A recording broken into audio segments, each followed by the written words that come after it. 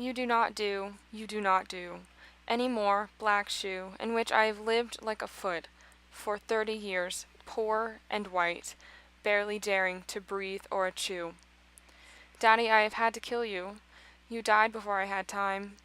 Marble heavy, a bag full of God, ghastly statue with one gray toe, big as a Frisco seal, and a head in the freakish Atlantic where it pours, bean green over blue, and the waters off beautiful Nauset. I used to pray to recover you. Ach du. In the German tongue, in the Polish town, scraped flat by the roller of wars, wars, wars. But the name of the town is common. My Pollock friend says there are a dozen or two, so I never could tell where you put your foot, your root. I never could talk to you. The tongue stuck in my jaw. It stuck in a barbed wire snare. Ich, ich, ich, ich. I could hardly speak. I thought every German was you, and the language obscene. An engine, chuffing me off like a Jew to Dachau, Auschwitz, Belsen. I began to talk like a Jew. I think I may well be a Jew. The snows of the Tyrol, the clear beer of Vienna, are not very pure or true. With my gypsy ancestresses and my weird luck, and my Taurus pack, I may be a bit of a Jew. I've always been scared of you, with your Luftwaffe, your gobbledygook, and your neat mustache, and your Aryan eye, bright blue. Panzerman, oh you. Not God, but a swastika, so black no sky could squeak through. Every woman adores the fascist, the boot in the face, the brute heart of a brute like you. You stand at the blackboard, Daddy, and the picture I have of you. A cleft in your chin instead of your foot, but no less a devil for that. No, not any less the black man who bit my pretty red heart in two. I was 10 when they buried you. At 20 I tried to die and get back to you. I thought even the bones would do. But they pulled me out of the sack, and they stuck me together with glue. And then I knew what to do. I made a model of you, a man in black with Mein Kampf look, a look of the rack in the screw. And I said, I do. So, Daddy, I'm finally through. The black telephone's off at the root. The voices just can't worm through. If I've killed one man, I've killed two. The vampire who said he was you and drank of my blood for a year, 7 years if you want to know. Daddy, you can lie back now. There's a stake in your fat black heart, and the villagers never liked you. They were dancing and stamping on you. They always knew it was you. Daddy, you bastard, I'm through. That's it.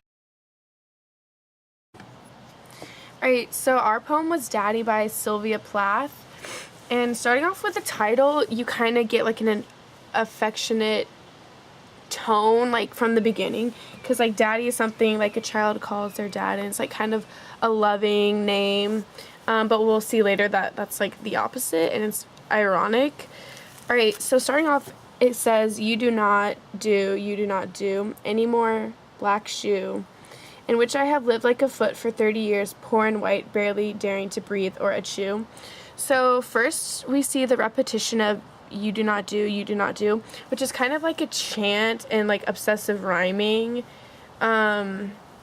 which is seen throughout the poem. So we kind of see it as like normally when people chant, or like people used to chant to kind of like get rid of the evil spirits and kind of like just like charm them away. I don't know. Okay, and then she makes an allusion to the black shoe that she lived in. So that's an allusion to the woman who lived in a shoe, which is a nursery rhyme.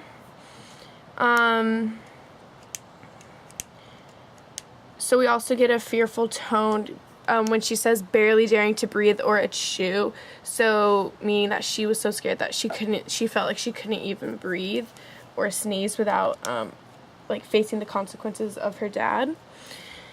Alright, so now it says, Daddy, I have had to kill you. Okay, watch out. You died before I had time. Marble heavy, a bag full of God. Ghastly statue with one great toe, big as a Frisco seal. So, right off the bat, she says, Daddy, I have had to kill you, but she uses past tense, so we're not really sure if she has or has not, but then she says that you died before I had time. So now with that, we know that the dad is dead. She then uses marble heavy in a bag full of God, kind of to show, like, the heaviness and how her father was seen as a higher power, kind of like a god over her. And then she uses a simile to kind of compare him to a statue like gargoyle, but she uses a simile of, like, big as the Frisco seal, which is the size of one toe, just to show, like, how massive this is, to kind of show, like, he played such a big part in her life and how he had such a presence in her life. And ahead in the freakish Atlantic, where it pours bean green over blue and the waters off beautiful Nauset, I used to pray to recover you. Ach du. Oh, God. Okay. Just put that there. Okay, anyway. So she contrasts the word freakish and beautiful to kind of, just, like, show how different it is.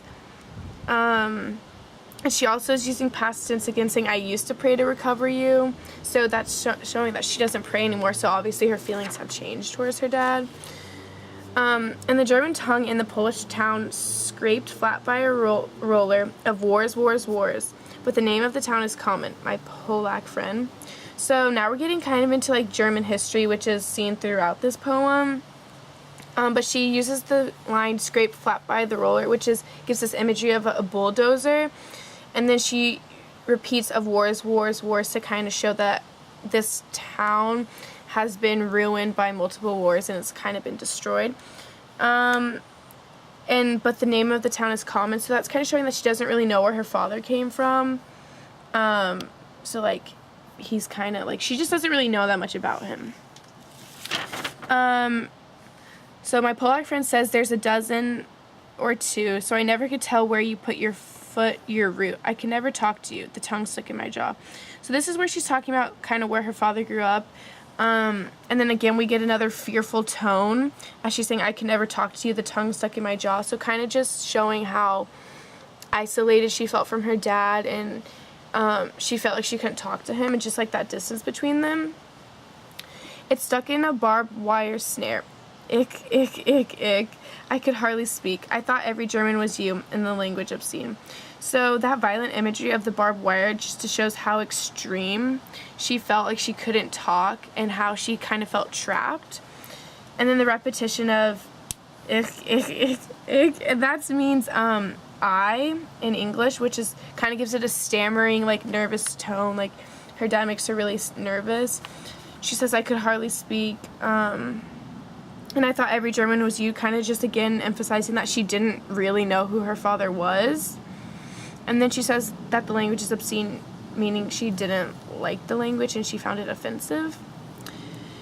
Okay, so in the language obscene, an engine, again, that's repetition. Chuffing me off like a Jew to Dachau, Auschwitz and Belsen. I began to talk like a Jew. I think I may well be a Jew. So again, there's the repetition. So we're kind of getting a train image. Chuffing me off like a Jew. She again uses onomatopoeia to describe that. And then she alludes to the Jews being taken to the concentration camps on trains. And then she compares talking to her dad to a Jewish person talking to the Germans during the time of the Holocaust. So it's just to kind of, again, emphasize, like, how bad the relationship was between her and her father. And then she's so opposed to the German language because she finds it offensive that she starts talking like a Jew to kind of go against it. The snows of the Tyrol, the clear beer of Vienna, and not very pure or true, with my gypsy ancestress and my weird luck and my Tarok pack, I may be a bit of a Jew. So she's contrasting the snows and the clearness of Vienna against, like, the darkness that was in Germany at the time. And then she's, or a Tarok pack is used to tell fortunes, so that kind of goes along with the gypsies. And now she's saying that since her ancestor was a gypsy, and gypsies were also killed during the Holocaust, that she could be a bit of a Jew. I have always been scared of you with your Luftwaffe and your gobbledygoo and your neat mustache and your Aryan eye, bright blue. So the Luftwaffe is a Air Force in Germany. Like, that was what they were called. Again, she has a fearful tone, saying that she's always been scared of her father. And then when she says, in your neat mustache and your Aryan eye, bright blue, that she's physically describing her father, but she's definitely alluding to Hitler. And then she goes, Panzerman, Panzerman, oh you. And that's an allusion to the German tank drivers. So now she's just, like, describing her dad as Hitler and talking about, like, the horrors of the Germans during the war and the Holocaust. So lots of dark imagery and allusions. She goes on to say, not God, but a swastika, so black no sky can squeak through. Every woman adores a fascist, the boot in the face, the brute heart of a brute like you. So first she's comparing her dad to a swastika, which a swastika obviously is a symbol for the evil of the Germans during the Holocaust. Then when she says, so black no sky could squeak through, she's saying that he was so extreme that he covers the sky, like, with evil that, like, no light or happiness could get through. And then when she talks about women adoring fascists, she's kind of talking about, like, the dominance and the power that men had and how women kind of succumbed to it. And it was just a very patriarchal society, and how they would fall for it, or women would fall for it. So, yeah. You stand at the blackboard, Daddy, in the picture I have of you, a cleft in your chin instead of your foot, but no less a devil for that, no, not any less the black man who. So this imagery is of him in a classroom, so we can maybe infer that he was a teacher before he died. And then the cleft is kind of an allusion to the devil, because in lots of pictures of the devil, he kind of has, like, goat hoofs, which have a cleft in it. Okay, so then, any less the black man who bit my pretty red heart in two. I was 10 when they buried you. At 20, I tried to die and get back to you. I thought even the bones would do.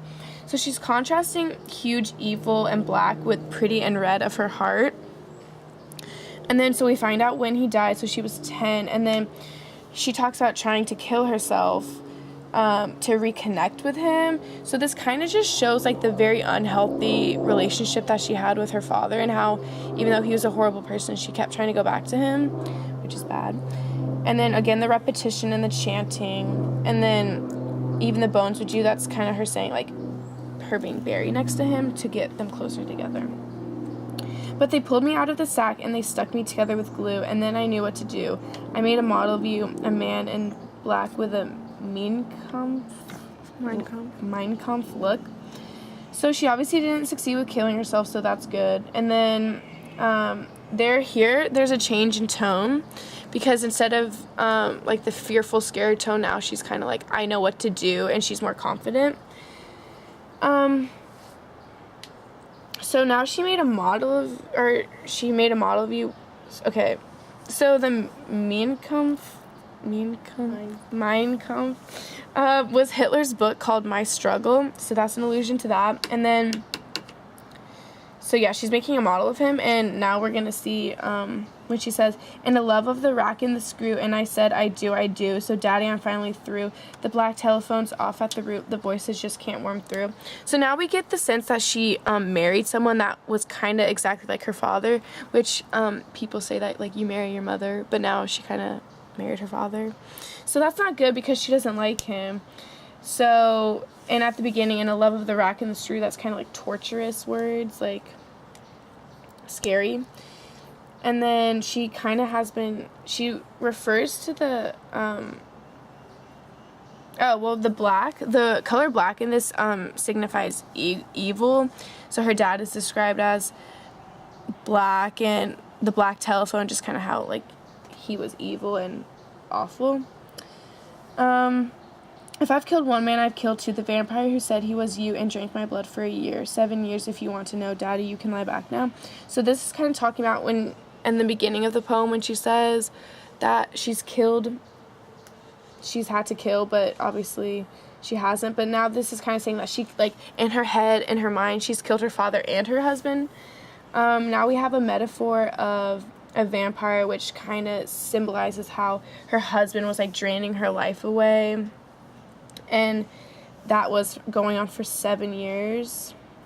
Daddy, you can lie back now. That's kind of like, as if he cared, but you kind of get a sense that he didn't really care about her. And also, like, the affectionate name of Daddy contrasted, like, with his evilness is kind of ironic. There's a stake in your fat black heart, and the villagers never liked you. They are dancing and stamping on you. They always knew it was you. Daddy, Daddy, you bastard, I'm through. So again, she carries the metaphor of the vampire through here, and, like, using a stake to kill a vampire. And the villagers never liked you. So just, again, emphasizing that, like, how bad of a person he was. And then at the end, she has a triumphant tone when she says, Daddy, Daddy, you bastard, I'm through, which is kind of like a verbal punch saying, like, I'm not gonna feel bad for you or, like, worry about you or, like, submit myself to you. And she's kind of, like, moved on, and she's not gonna let her dad, like, haunt her and ruin her life anymore. Awesome. Okay, so the soapstone for this, we can start with the speaker, who's Sylvia Plath. She kind of writes it from her own perspective, so it's not really hard to understand who that the story's coming from. Then the occasion is her life and her relationship with her father. Like, she talks about how it's influenced her and her decisions and, like, who she marries and how she sees them and how she sees the German race. Then the audience can be anyone really, but probably more towards women and people, anyone who has, like, a poor father figure or who just is really angry at men in general, I guess. The purpose of this is to explain her relationship with her father and kind of just talk about the men in her life and how she's gotten to the point where she is, which is probably suicidal after everything that she's been through, and how she talks about how she wanted to die. What is the S again? The second S? Subject. The subject is her father, and also the power of men in her life, because she talks about her husband, but just kind of indirectly, and then Hitler, and, you know, so, yeah. And finally, tone. The tone is very negative and fearful, and very vitriolic, but she's, like, filled with this hate towards her father until, like, she kind of just triumphs over it. And that's kind of like the last tone, is she's happy that she's done with it. That's it. Okay.